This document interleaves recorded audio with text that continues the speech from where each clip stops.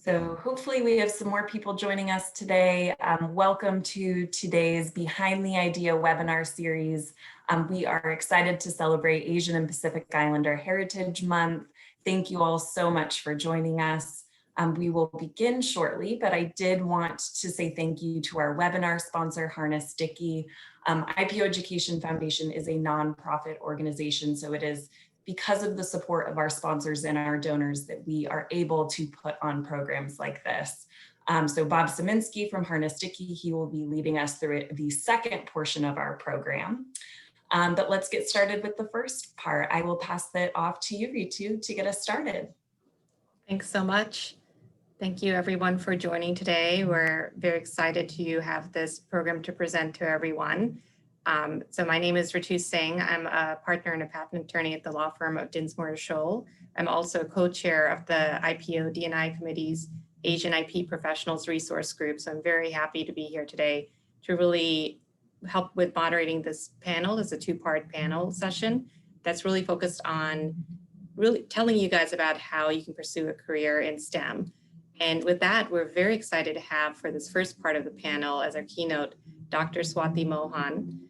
Dr. Mohan is an engineer, and she is also most recently was the mission commentator for the landing of the Perseverance rover that landed on Mars on February 18th, 2021 this year. And we'll be asking her some questions about that, as well as asking about her background and how she decided to pursue a career in STEM.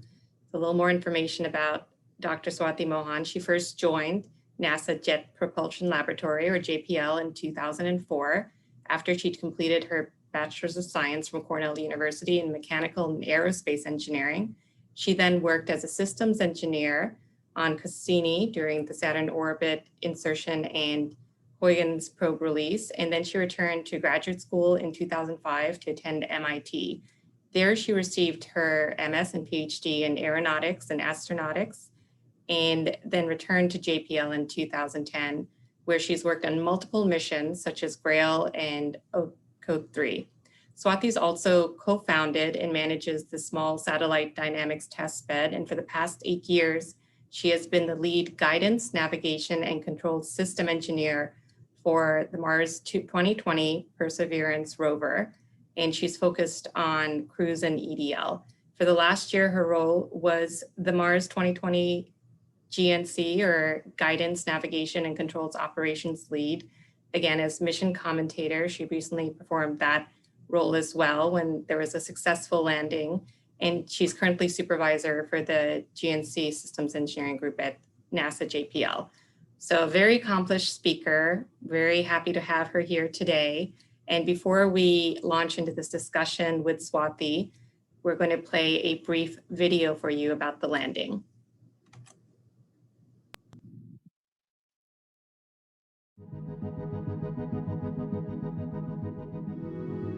Propulsion, go.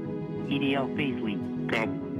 We have deemed Perseverance ready to execute entry, descent, and landing on her own. Confirmation of entry interface.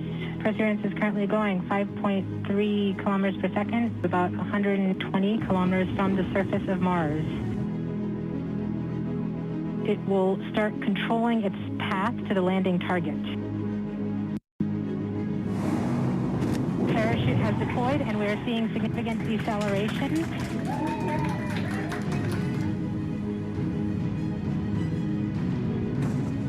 The heat shield has been separated. Perseverance now has radar lock on the ground. The backshell has separated. Skycam maneuver has started, about 20 meters off the surface.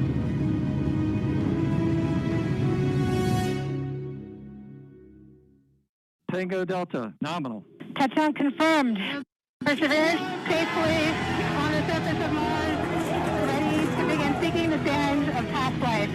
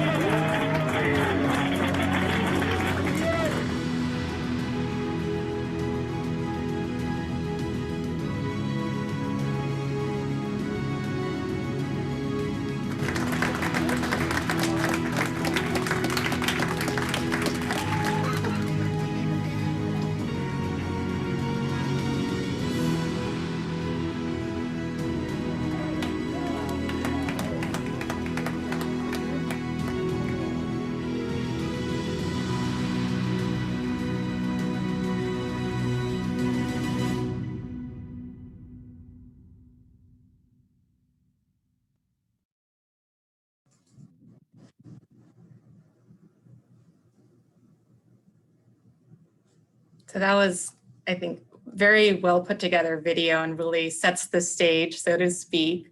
I have to say, Swati, when I watched that, I get chills just seeing, the room erupting and thinking about back in the day when we were growing up and, the moon landing and just feeling this is another historic moment. But how did that feel for you being not just a commentator, but being in the room?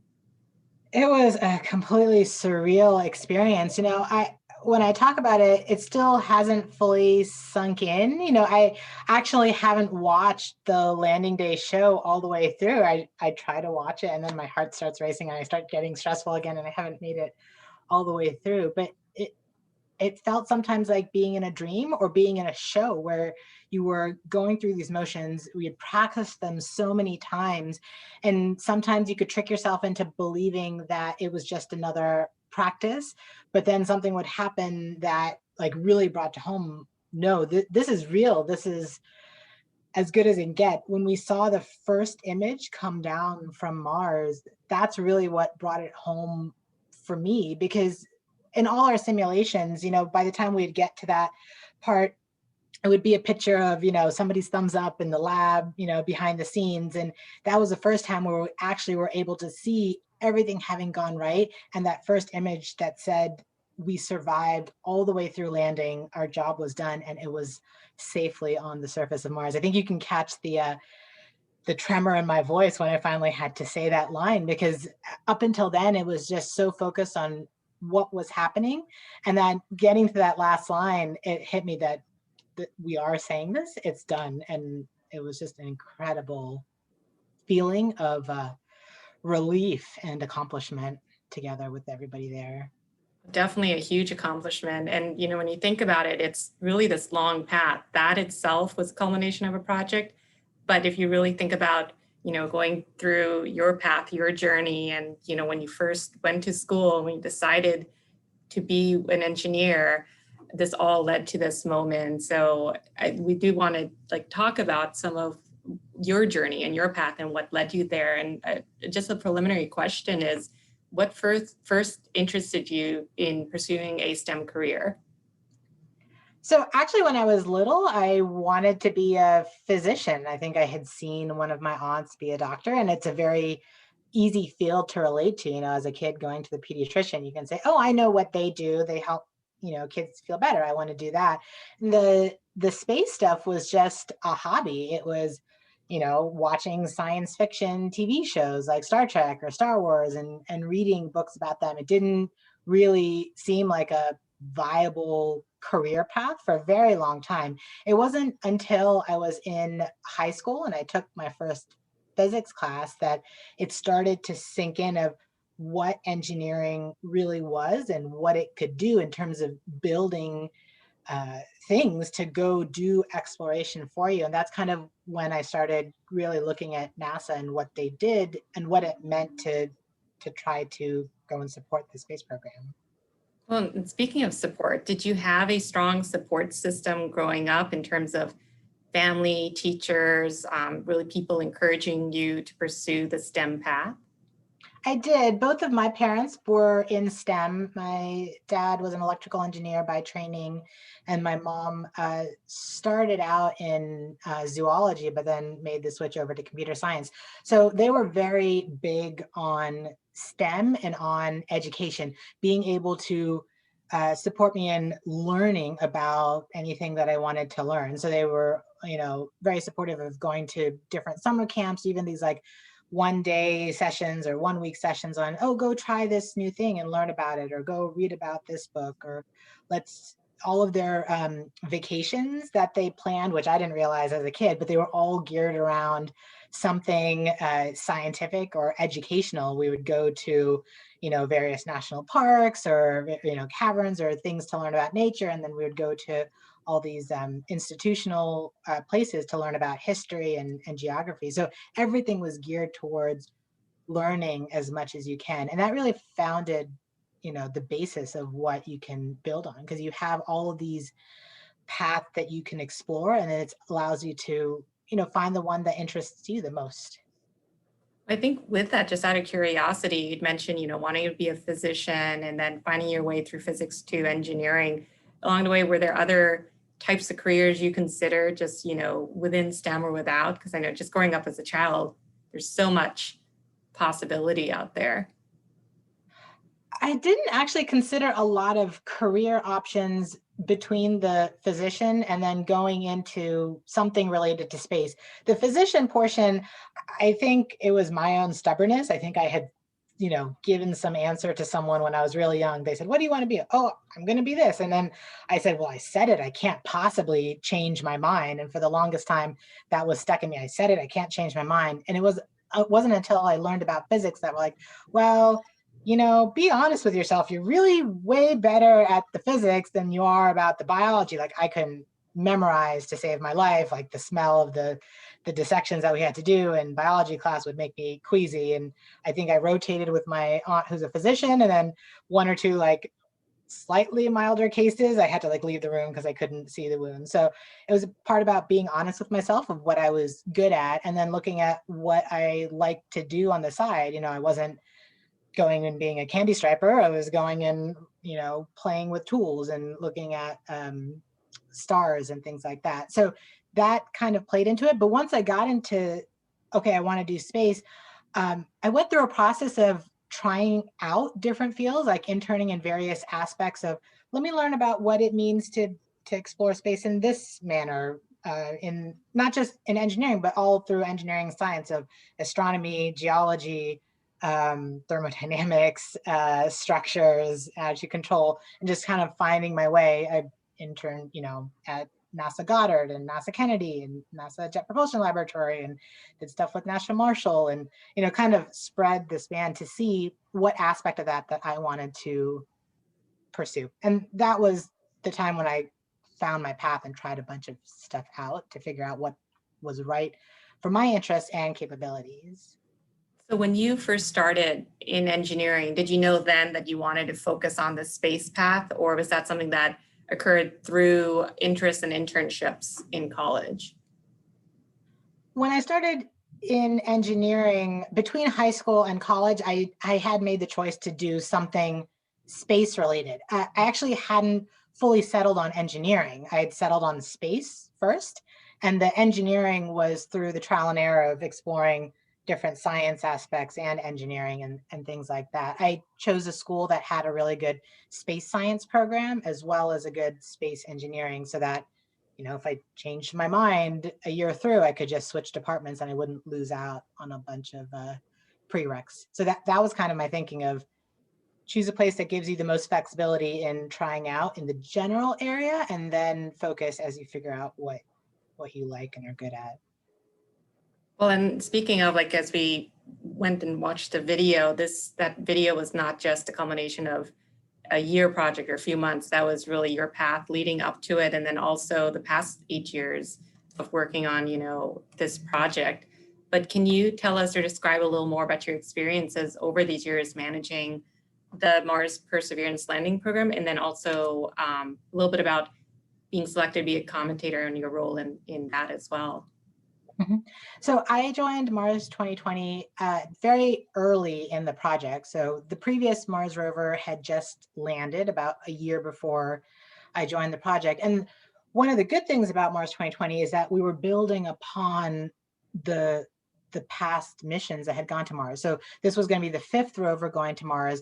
It was very heavily influenced by the previous Mars rover. So when we started the project, we were like, okay, just build it exactly how you built the last one. We're just going to tweak a little bit here and then it's good to fly. And we really had to justify every change.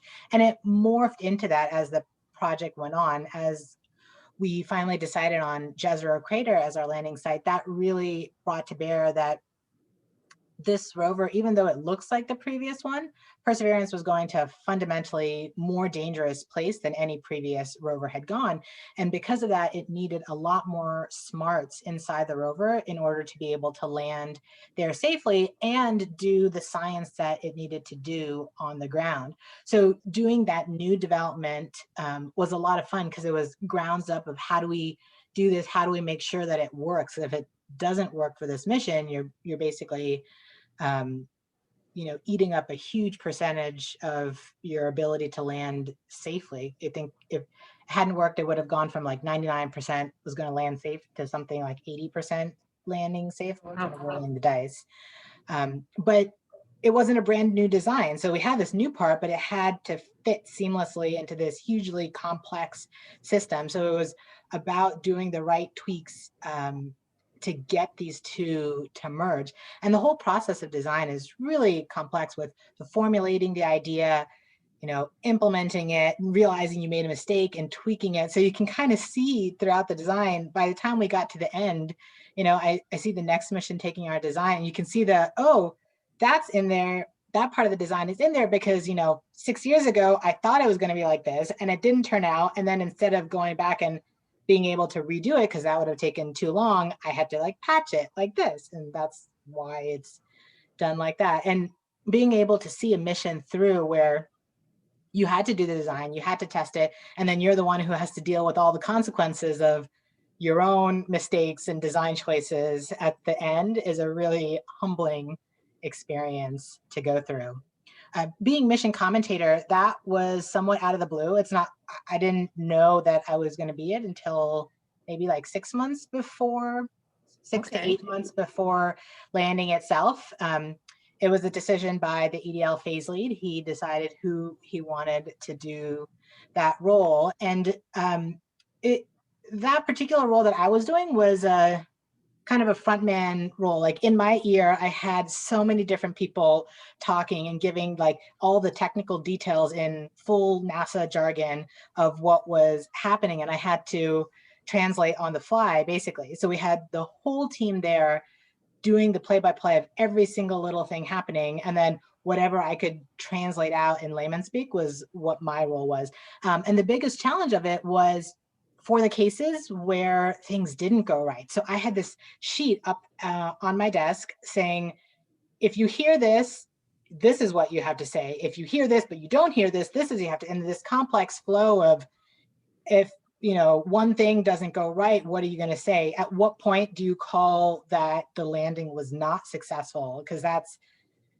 8 years, $2.5 billion, something like 400,000 man years of effort across those years comes down to 7 minutes. And I was the one who had to be on the call saying we didn't land successfully. We were arguing about what it constituted, even up to like an hour and a half before the landing itself. And I had to make sure with the managers, wait, you really want me to say this for this case? And they're like, no, let's go with this. And it was a very stressful time. And I was so happy that when we landed successfully, I could take that piece of paper and throw it in the trash can. That must have been a great feeling. It was a great feeling, but it also meant that I was so involved with what I was hearing that it didn't occur to me that we had actually landed until after I had said the words, which is a surreal experience. There's a part on the video where the EDL phase lead gives me a fist bump, and I was like, wait, I can get up now? I can cheer? Because until then I was still locked with, what do I have to say next? What do I have to say next? Right, no, definitely. It's great that you had those videos, both the compilation video, but there's also this other video that's out there to invite all of our attendees to watch, of the 7 minutes of terror, which I personally really enjoyed because it set forth the challenges, the new technology, how you had to land in this canyon and how it was very dangerous. And like you said, like just even taking advantage of the new radar technology that's out there and the LiDAR technology, things of that nature that can help you position and autonomously guide this satellite, I thought was very fascinating. So I encourage all the viewers to watch this. And it also sets forth everything you just mentioned, like this, the tension of all this work towards, is this going to land, and why everything had to be exact. So, congratulations again. I have to say that was, fantastic to watch and to have a successful landing. And what you said as well, there is a lot of R&D involved, a lot of investment involved. It would have been heartbreaking in a way if there had been something where you had to call it off. So we're very happy that it was a successful landing. I do want to let everyone know that we are opening this up for questions through the Q&A. I'm going to ask Swati one more question about advice. And if anybody does have a question to ask, please presented in the Q&A, and I can present that to Swati before we move on to part 2. But Swati, the final question I wanted to ask you is, with your background, with your experiences, with what you've seen and what you've seen for children in STEM nowadays, what advice do you have for children about pursuing an education and a career in STEM? So I have three parts to that advice. The first is to really know yourself. I mean, it starts with being honest with yourself of what you like and what you enjoy doing, and also what you're good at and what are not your strengths. To be able to find a profession that both fits your interests as well as your abilities is really what's going to set you up for the greatest success, because then you'll be motivated to do well, you'll enjoy it, and you'll already have the innate tools, the personalities or the traits that will help you to succeed and move forward in that field. The second is to create a good support system around yourself. Um, Family, friends, but also mentors, people who will support you and give you the guidance and encouragement to pursue what you want to do. Constructive feedback, honest feedback to help move you to the right path. And then third is to actively do your best. Not all opportunities are easy to see. They're not all well-formed doors that you can just walk through. Some of it takes a lot of hard work and a lot of initiative to create the doors for yourself of where you want to go if the path has not been forged already. So really think hard about what you want to do and try your best. Talk to people, explore options, bring up ideas that you have that may be somewhat out of the box thinking, because you never know what you may learn from it or where it may take you in the future. And some of those opportunities where it may seem a side gig to others, that's where you really will learn and grow the most as a person, to help you know where to go next. I think that's great. I love what you said about the path has not yet been forged, because I think that applies not just for children, but people at any point in their careers. And right now you're at this moment, but who knows what the project 10 years from now is going to look like, and the new technology that could be used then, and the patches you'll make at that point. Like, if I had only known now, or known then what I know now. It's one of those, that's the beauty of innovation and technology. You sometimes can't even imagine where it's going to lead. Exactly.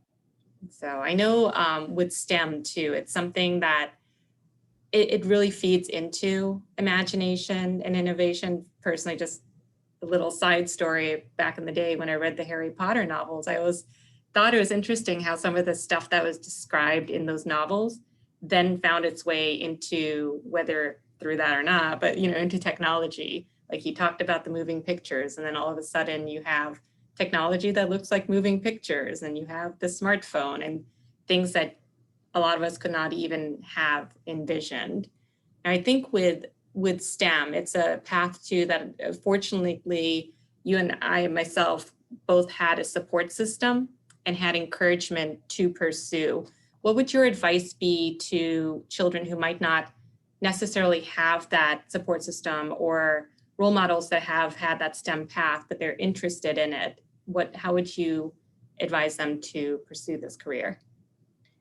That's a harder one, but I would start by reading. Your public library is a really great resource where you can go and find books and talk to your librarian there, or just pick books at random. STEM is such a huge field, and there's so much diversity of the type of things that you can learn about in STEM, like, down to an atom all the way up to, the entire universe, that you got to find what fits your bill. So it's all starts with reading and just exploring what's out there. I used to, pick up stacks of books from the library, and just go through them. Sometimes you don't read all of them because you get bored in the first chapter, and others you can't wait to finish. But it's about that process of trying new books, trying new things, just to learn about them, to see what fits.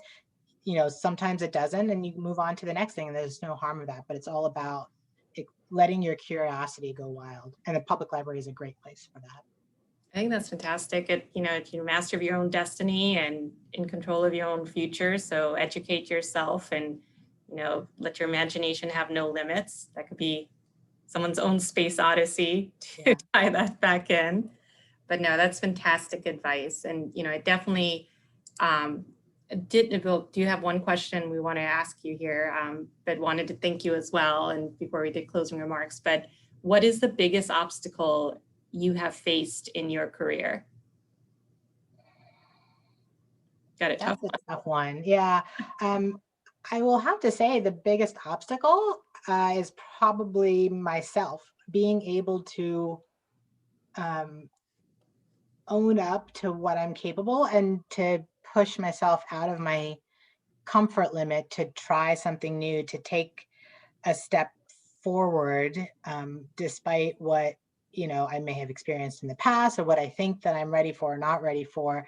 I think that's probably been the biggest obstacle that I have to constantly keep working at, not to be able to listen to the right voices, the ones who you trust that say, no, no, you can do this, and drown out the other voices that would be naysayers in any scenario that says, oh no, you can't do this because you're XYZ, you don't fit the type that we usually see, so you're probably not, worth it. To be able to overcome and push forward regardless of those different aspects and find the path that's right for me. That's fantastic. It's, there are no limits. I think that's great advice. I mean, do you have this other question of, it made me smile a bit. Would you ever want to announce a space launch or landing again? No, that was a very easy one. Yeah, by the time I got through the landing, I would love to be a part of another landing, but being the mission commentator, I don't think my stress level or my hair, would probably turn gray by the entire time. It was a fantastic but very stressful role to have. Well, I can tell you that it was very inspiring to see you in that role. And I know you are an inspiration to many here today. So not even just limiting yourself, but it shows that others shouldn't be limited, that, there is no perfect look or stereotype or whatever it might be, that if there's a will, there's a way, and everybody should believe in themselves, and you never know where that might place you. So congratulations again. And there's no one path. Like, there's so many people who contribute in so many different ways to something like the Mars landing that you don't have to follow one particular person's path. It really can be your own, because we need all types of people, all types of diverse experiences and backgrounds, and curiosity levels in order to make something as complicated that come together. Exactly. You get all these people who are diverse, thinking outside of the box, and who knows what they can accomplish. But no, this is wonderful. Thank you so much again for your time today. It's been fantastic. Before we went to the next part, are there any closing comments or remarks you would like to make? I just wanted to thank everyone for being here and to really do the due diligence of considering STEM and focus on what you like to do and what you want to do, as opposed to what others think is the path for you. No, thank you again. And on that, before we transition to the next step, I'll mention, Swati has mentioned with STEM, she thought about being a physician, and then she became an engineer and went to work at NASA with space. I myself have an engineering background, and I decided to pursue law and a patent attorney, which is a intellectual property-based career. So with that in mind, we're going to transition to part 2 of the program that talks about the intersection of STEM and IP. And I'm going to go ahead and transition to Bob Szymanski, who's going to be the moderator, and he'll be talking with some innovators and IP professionals. So Bob, it's on to you now. Thank you, Ritu. And thank you very much, Swati, for your dynamic presentation. We don't have a video, but we do have our 3 very impressive panelists that I will be presenting momentarily. Let me introduce myself. My name is Bob Szymanski. I'm a partner with the intellectual property law firm Harness, Dickey and Pierce. I'm also the vice chair of the Asian Practice Committee for the Intellectual Property Owners Association. I've been in practice for over 30 years. I hate to say that out loud, but I have been, so I have a wide variety of experiences with a vast number of STEM-based technologies, which every day I look forward to seeing what is coming my way next. With that brief introduction, allow me to introduce our panelists. And I will be asking them to give a broader introduction of themselves, including some commentary on their background, their education, and their development of interest in STEM technologies, generally speaking. So with that, I will introduce you first to Patty Howe from Apple. Oh. Patty, Hi, everyone. My name is Patty how are Ho. you? Good to Good. see you. Yes. So if you would, please provide us with a little bit of your background information. Sure. Right now, I'm a software engineering manager at Apple, working on accessibility solutions to help those with visual impairments to use the computer. I immigrated from Taiwan when I was in grade school, and I've been here ever since. Excellent. And how about some information on your educational background? Schools that you attended and things of that nature. Right. So in college, I went to UC Berkeley. I started by studying pre-med courses, like many of my friends. Decided, okay, I'm going to take science classes, math classes, and I did graduate with a biology degree. But in the time being, I also started taking some computer science classes in Junction at the same time.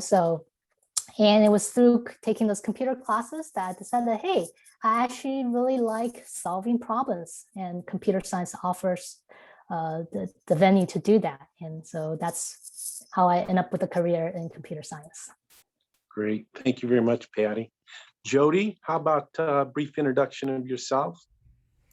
Hi, I'm Jyoti Upaluri. Nice to meet you.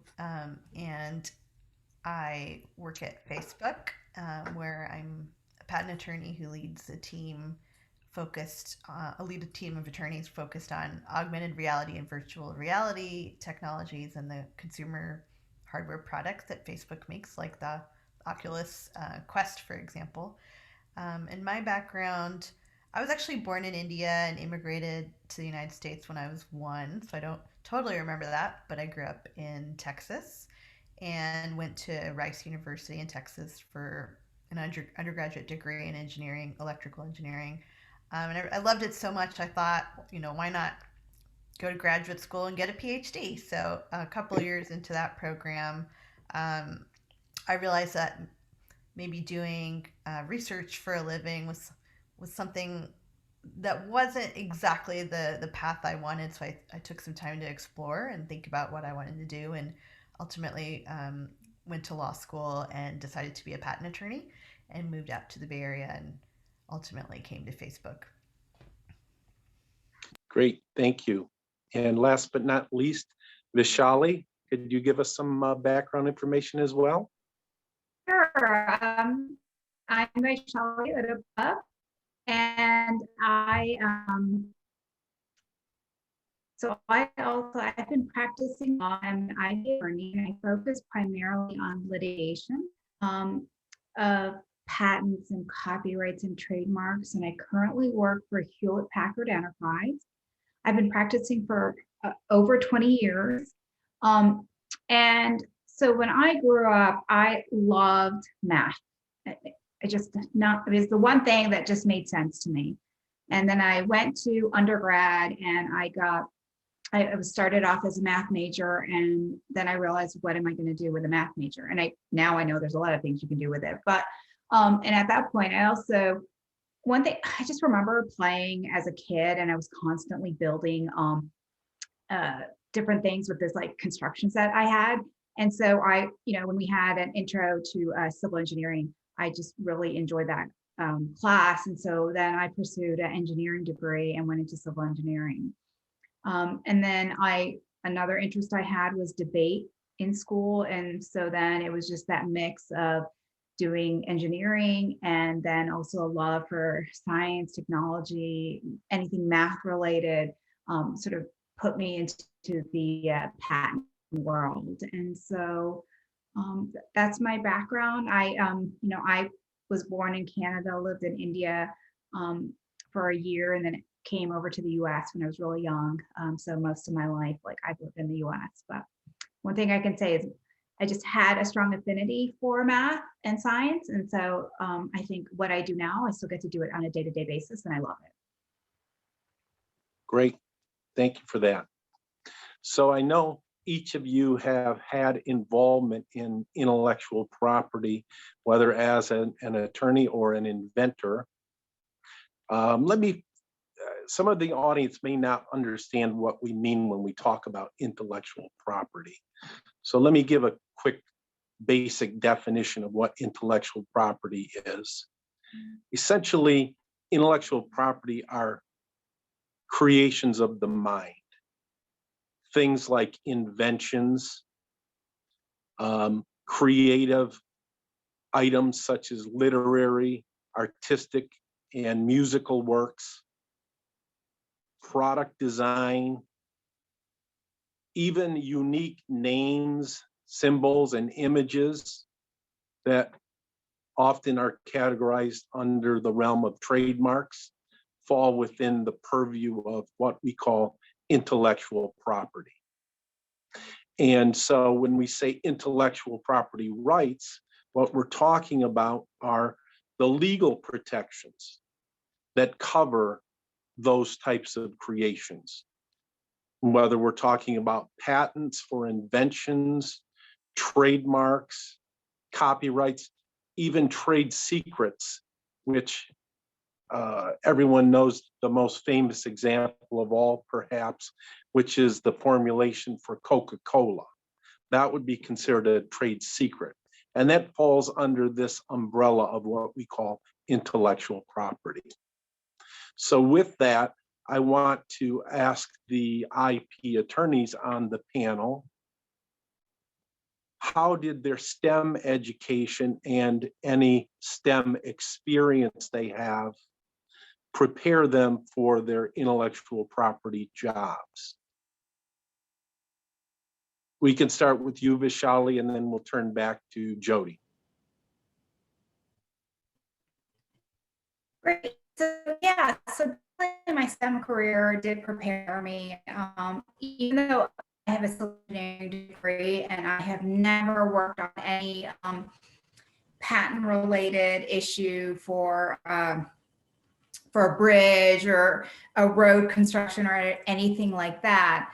I will say the fundamental engineering concepts that I learned in my engineering classes, whether they were, mechanical or different types of electrical things, because you have to take a lot of prerequisites. They come to play in my day-to-day work. But I will say throughout my career, I've worked on so many different areas.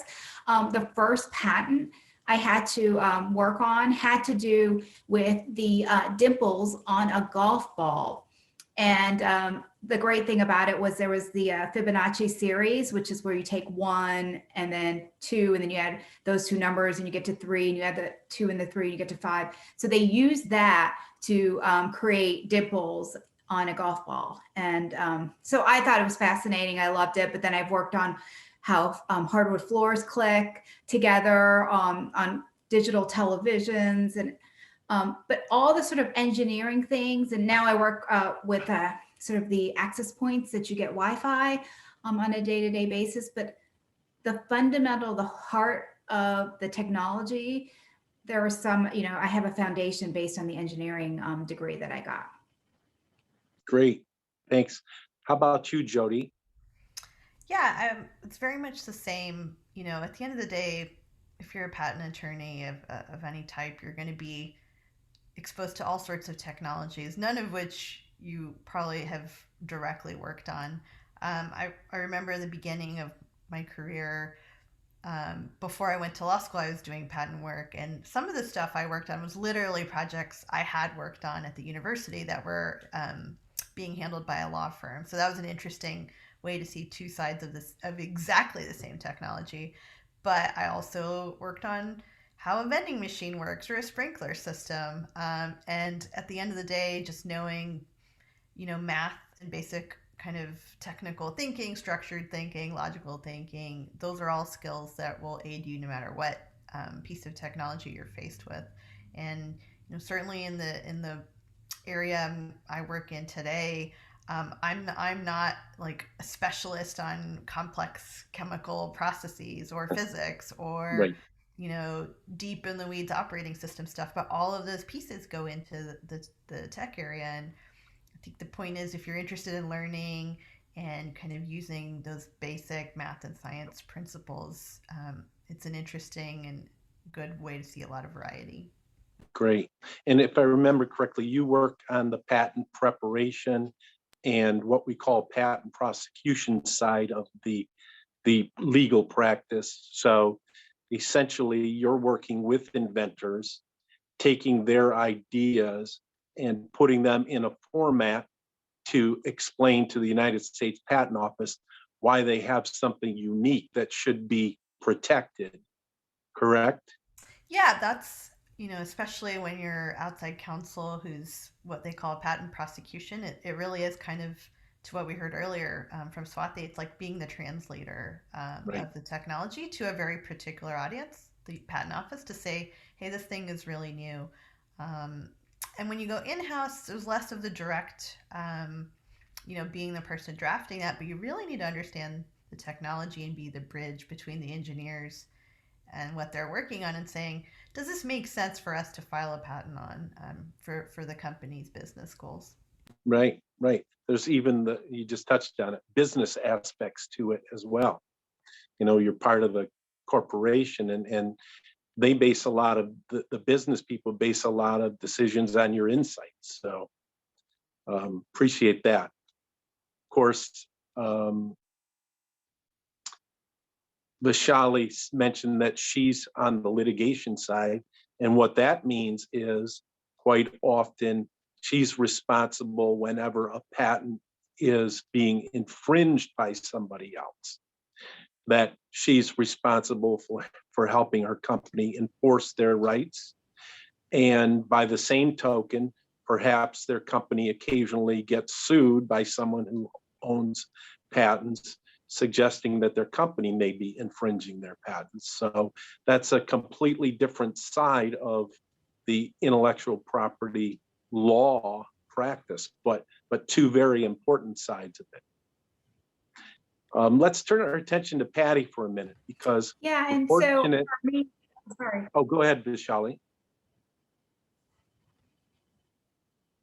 Oh, no, I was just going to say, so for me, one of the great things about this is that when we have to go to trial and we have to present our, in front of a jury, so we have to litigate our cases more often than not in front of a jury, it's taking this technology and telling a story about the invention and helping the jury understand what's going on. And so for me, it's the storytelling also that I find just a wonderful part of the litigation process.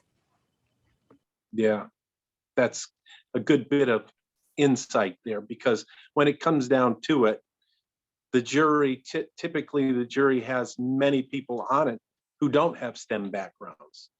And so you have to be able to explain it to them in common language that they'll understand. And, it's not only being able to explain it from a technological side, but in a manner that anyone can understand. Very important skill set. Thanks for sharing that. Patty, let's turn to you for a minute, because you're our innovator, our inventor on the panel. And so what I'd like to do is ask you a little bit about that aspect of IP from the inventor side. For example, when you worked on your first patent and ultimately it got granted, what was that experience like? What did it feel like? What was your involvement in it? Well, there's a lot that went to before getting that first patent, right? Years of work, Yeah, of designing and coming up with a solution. Right. But when I first got it, I thought, oh, that was kind of neat. Got something as a patent. But I think it didn't dawn on me until I actually received something in the mail, and I'm going to show that. So when you get actual patent, it looks like this. One of these things, they'll mail it to you. It says United States patent and with your name on it. So I thought it was kind of nice to get something physical. So that's what a patent looks like. So I thought that was kind of neat, something you could hang up on the wall. Yeah. And not only that, but of course, something important to your company. So it's nice to get that plaque, but what's important is that that patent right served a purpose for your company. So, and have you got more than one patent? I didn't get a chance to ask you if you've been involved in many patent projects. I was told I have 10 patents. 10, wow. That's pretty good. Once you get to double digits, you're a professional. Great. That's good to hear. Let me ask a little bit more generally some questions to any of the three of you on the panel.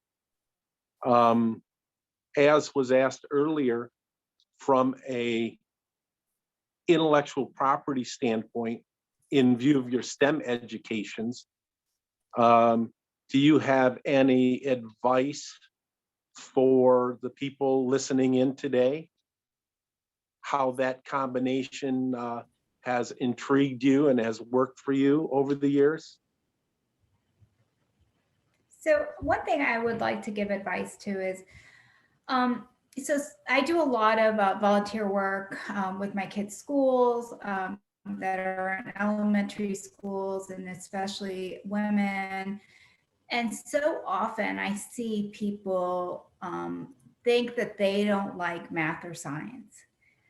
And I want to just push for you all to, give it a full chance, because there's so many aspects of it. And also just, you might not have had the best person explaining it to you. I was lucky enough to have, my mom used to be a statistics professor. And so she would always put it in terms that if I was like stuck, that I could understand, and that made me love it even more.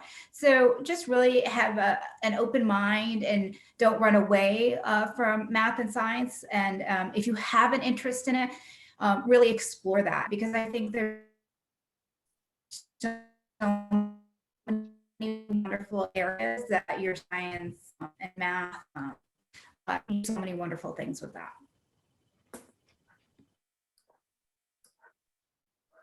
Jody, how about you? Any comment there? Yeah, I would totally really plus one to that comment. I think, like, for me personally, I knew, much like everyone here today, like, I loved math growing up. I also loved English. I also loved debate. And I was like, great, what do I do in college? And I think there's a sense that sometimes, like, well, if I'm not, coding in my free time, or things just don't seem super easy to me right away, I just must not be great at it. I think a lot of it comes down to having the right opportunities and the right teachers, and being willing to give yourself a chance to kind of learn and explore. And I think regardless of IP law, if you kind of get comfortable with math and math and stats and some of those basic things, you'll understand the world better and be able to do all sorts of jobs better.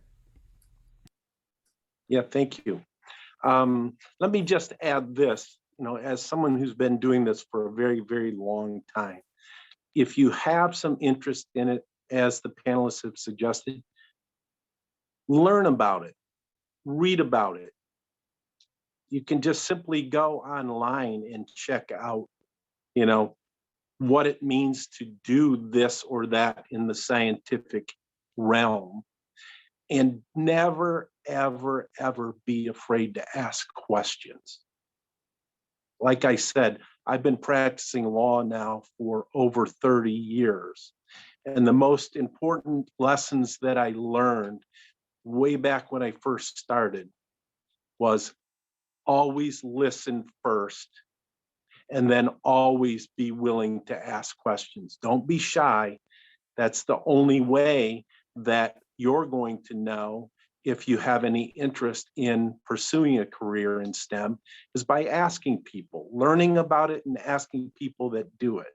So we do these types of programs to give a feel for what may be out there for people interested in STEM-based careers. I see we have a question that came in, and luckily, Patty, it's for you. Someone wants to know about the invention process, and to the extent you were involved in it, what went into the process of preparing an invention disclosure? Sure. So obviously, like I said, the engineering side, we're constantly coming up with solutions to a problem. And then when we find that maybe one of our design or our solution to a problem may be something new, then that's where we get the legals, the lawyers involved. And we explain to them what we're doing. And I'm actually surprised how smart these lawyers are to understand what we're saying, because half the time we don't understand what we're saying. So that's when the process starts. Once we indicate, hey, we have something that may be of interest, that's when the whole legal process starts, where they do the research and figure out what's out there, what's new, what's not, that kind of stuff. And if it looks like something that's kind of innovative and that hasn't been, there's no patent for it yet, then the whole process starts where they get more details from us engineers on the details of everything about what we're thinking about proposing, even implemented. And they get screenshots, all sorts of stuff. And then to start drawing out diagrams of what goes into the engineering work and the design. And so from maybe just a few paragraphs of what we're telling them, it could turn to pages after pages of legal jargons that then I have to review, which I have the time, I have to say, I don't quite understand all the legal jargons there.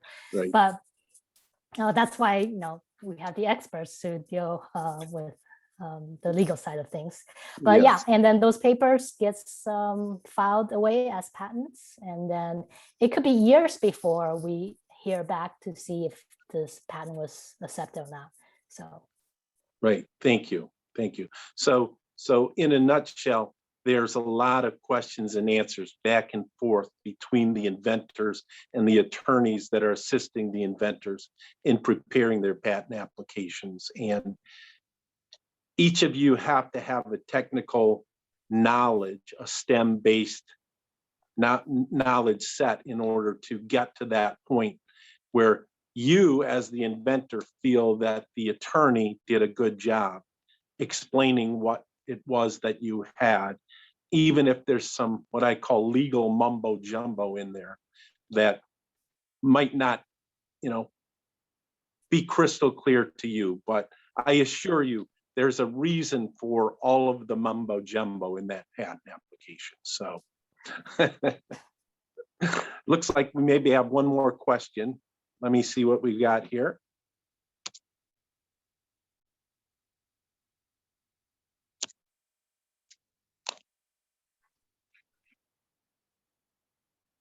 I'm going to pose this one to Jody. Jody, the question is, did you always know you wanted to be an IP attorney? Or at what point did you feel as if you wanted to be an IP attorney? It was when I was about 25 or 26 years old and having a career crisis as a person deciding whether to stay in grad school or what to do with my life. And I remember I was like, well, if I don't stay here, I guess I could be a management consultant. And I interviewed for some of those jobs, or I could be a engineer at a research lab, or I interviewed for those jobs. I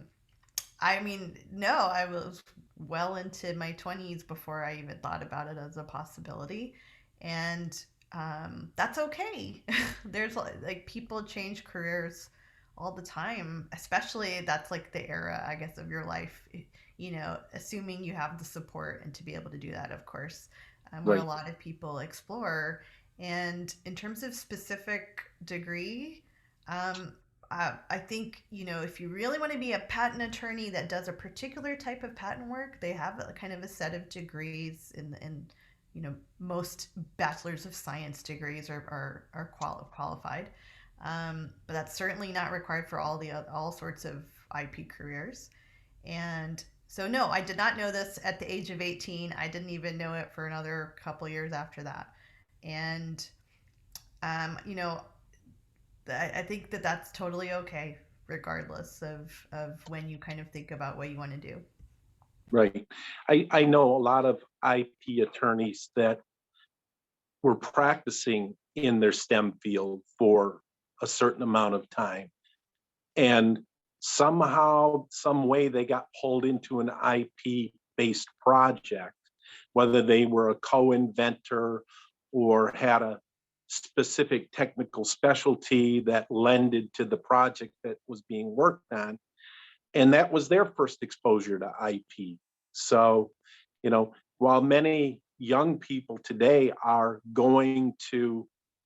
planning on becoming a patent attorney, for example, well before selecting a science background to study before law school, many of us um, kind of came into the field of IP after gaining some experience in the technology sector.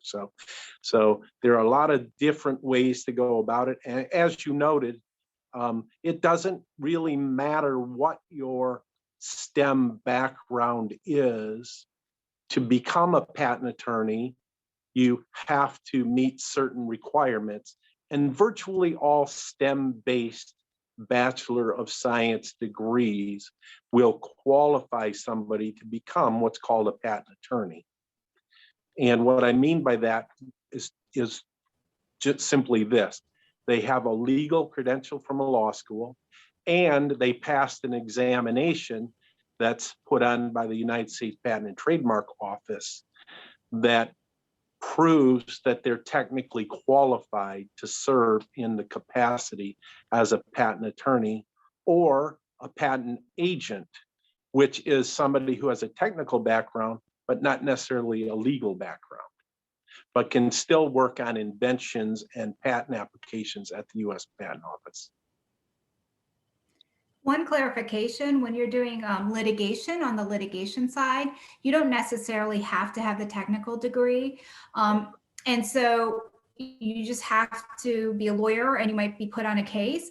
And many of our lead attorneys, and this goes, and not to say that people with science and background, science and STEM backgrounds can't be good storytellers, but some of the best storytellers I have seen are the people without the technical background, because they take a moment to really say, okay, let me understand the technology and how can I explain that so that the jury also understands it.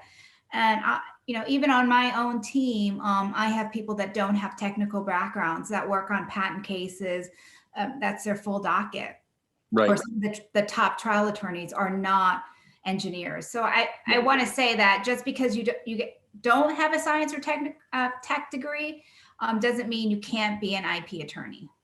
That's right, because we talk not only about litigation, but other types of IP as well. The more artistic types of projects, literary works, music, art, all of those qualify as intellectual property, but don't require a technical background. That's why the definition is creations of the mind. And that's a good way to think about it. If you're a creative type, anybody that's on this call, I would suggest to you that you may have what it takes to be an IP attorney in some manner, whether it's on the trademark side, copyright side, or if you decide on a STEM-based career, which many of us have here, a patent attorney. I don't see any further questions, and it looks like we're pushing our time limit for the program here. Yeah, thank So- you all so much for your time. I apologize. I would love to hear more about your background, and maybe that's a part 2. We'll see how it goes. But thank you all so much for your time and for sharing a little bit about your background and what you do in the STEM and IP fields. And thank you to everyone who has attended today, and we look forward to seeing you all soon.